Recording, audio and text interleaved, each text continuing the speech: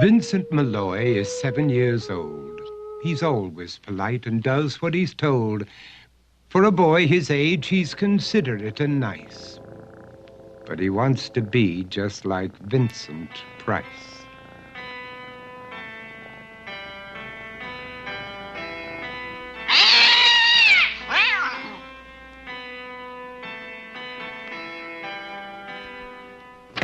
He doesn't mind living with his sister, dog, and cats, though he'd rather share a home with spiders and bats.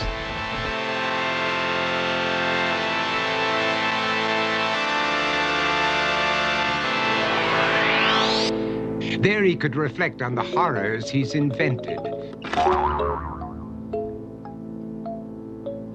and wander dark hallways alone and tormented.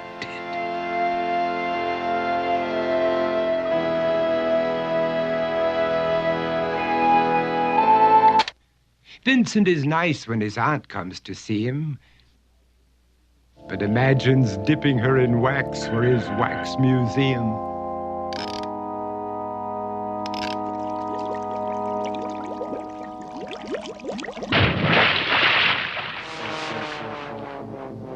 He likes to experiment on his dog, Abercrombie, in the hopes of creating a horrible zombie.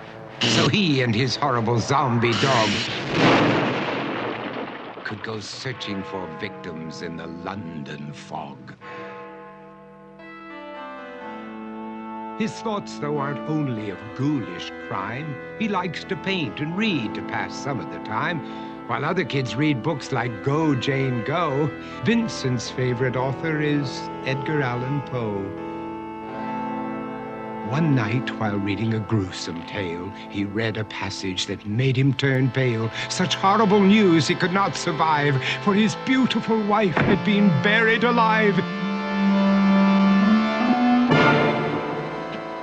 He dug out her grave to make sure she was dead, unaware that her grave was his mother's flower bed. His mother sent Vincent off to his room. He knew he'd been banished to the Tower of Doom, where he was sentenced to spend the rest of his life alone with the portrait of his beautiful wife. While alone and insane, encased in his tomb, Vincent's mother burst suddenly into the room. She said, "If you want to, you can go out and play. It's sunny outside and a beautiful day."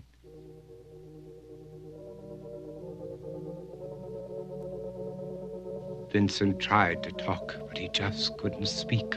The years of isolation had made him quite weak. So he took out some paper and scrawled with a pen, "I am possessed by this house and can never leave it again." His mother said, "You're not possessed and you're not almost dead. These games that you play are all in your head.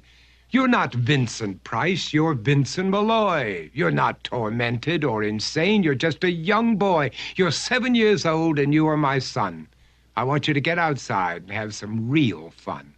Her anger now spent, she walked out through the hall.